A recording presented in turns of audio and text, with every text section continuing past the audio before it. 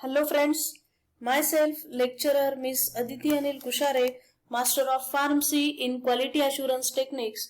Today we are going to discuss about the topic nutrition and health from health education and community pharmacy. So the topics to be covered are as follows: classification of foods, requirements of foods for proteins, fats and carbohydrates, functions of proteins, fats and carbohydrates, then sources of proteins, fats and carbohydrates, and nutritional profile of principal foods. Nutrition may be defined as the science of food and its relationship to the health. It is concerned primarily with the part played by nutrients in body growth, development and maintenance.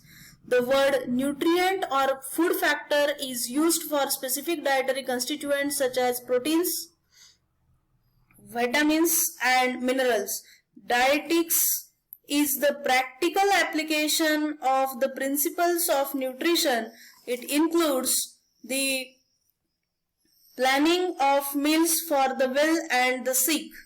The good nutrition means the maintaining a nutritional status that enables us to grow well and enjoy good health.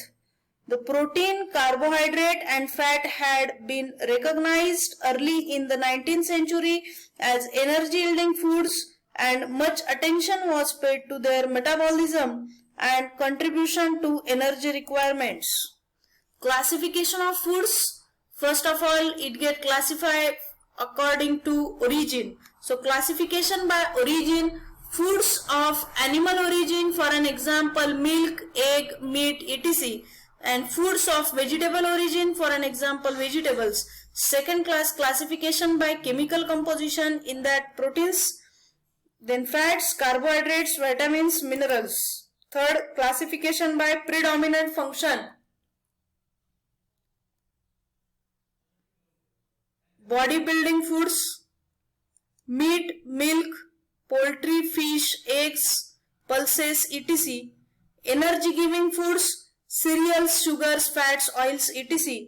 Protective foods: vegetables, fruits, milk, etc. Nutritive value: cereals and millets, then pulses, vegetables, nuts and oil seeds, fruits, fats and oils, condiments, species, spices, etc. and miscellaneous. Nutrients. Organic and inorganic complexes contained in food are called nutrients. They are broadly divided into macronutrients and micronutrients. In macronutrients, it includes proteins, fats, carbohydrates, while micronutrients includes vitamins and minerals.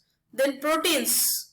Proteins are the complex organic nitrogenous compounds. They also contain sulfur and in some cases phosphorus and iron. Proteins are made of monomers called amino acids. There are about 20 different amino acids which are found in human body. These 8 amino acids are termed essential as they are not synthesized in human body and must be obtained from dietary proteins. The proteins constitute about 20% of the body weight in an adult. Functions of proteins: bodybuilding, repair and maintenance of body tissues, maintenance of osmotic pressure, synthesis of bioactive substances and other vital molecules, for an example antibodies. Then plasma proteins, hemoglobin, enzymes, hormones and coagulation factor. Protein can supply 4 kilocalorie per gram energy. Sources of proteins. Protein are obtained from two main sources, that is animal source, for an example egg, milk, meat, eggs, cheese, fish. Vegetable sources, for an example pulses, that is legumes, cereals, beans, nuts, oil seeds, cakes, etc. They are poor in essential amino acids. Evaluation of proteins. The parameters used for net protein evaluation are biological value, digestibility coefficient, protein efficiency ratio, net protein utilization NPU.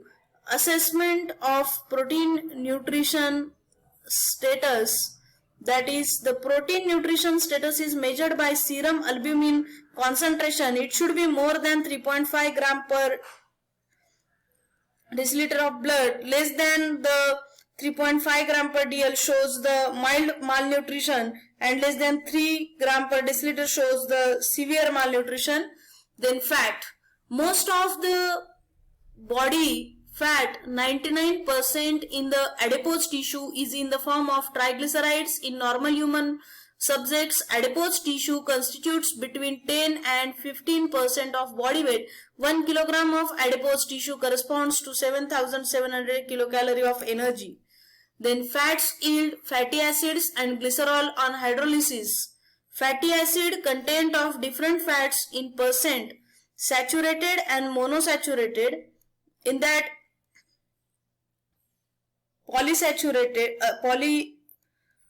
saturated, monounsaturated and polyunsaturated. Fats, fatty acids of saturated fatty acids, monosaturated fatty acids and polyunsaturated fatty acids. Coconut oil 92:6:2, palm oil 46:44:10, cottonseed oil 25:25:50, groundnut oil 19:50:31, safflower oil 10:15:75, sunflower oil for this 8:27:65, corn oil 8:27:65, soybean oil 14:24:62, and for butter the saturated fatty acids are 60, monounsaturated fatty acids are 37, and polyunsaturated fatty acids are 3. So essential fatty acids are those that cannot be synthesized by humans. The dietary sources of essential fatty acid EFA: linoleic acid, sunflower oil, corn oil, soybean oil, sesame oil, groundnut oil, mustard oil, palm oil, coconut oil. Arachidonic acid: meat, eggs, milk. Linoleic acid: soybean oil, leafy greens. Functions of fats: they are high energy foods providing as much as 9 kilocalorie for every gram. Fats serve as vehicles for fat soluble vitamins. Fats in the body support viscera such as heart, kidney and intestine, and fat beneath the skin provides the insulation against cold. The non-calorie roles of the fat: the vegetable fats are rich sources of essential fatty acids which are needed by the body for growth, the structural integrity of the cell membrane and decreased platelet adhesiveness. Diets rich in essential fatty acid EFA have been reported to reduce serum cholesterol and low density lipoproteins. Polyunsaturated fatty acids are precursors of prostaglandins.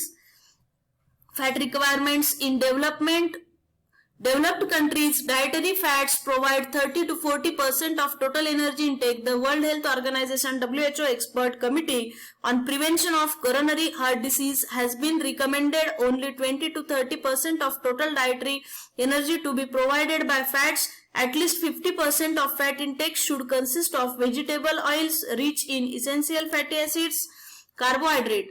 Carbohydrate is the main source of energy, providing 4 kilocalories per 1 gram. Carbohydrate is also essential for the oxidation of fats and for the synthesis of certain non-essential amino acids. Sources of carbohydrates: there are 3 main sources of carbohydrate wise: starches, sugar and cellulose.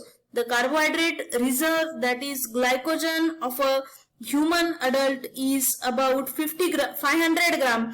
This reserve is rapidly exhausted when a man is on fasting. If the dietary carbohydrates do not meet the energy needs of the body, the protein and the glycerol from dietary and endogenous sources are used by the body to maintain glucose homeostasis.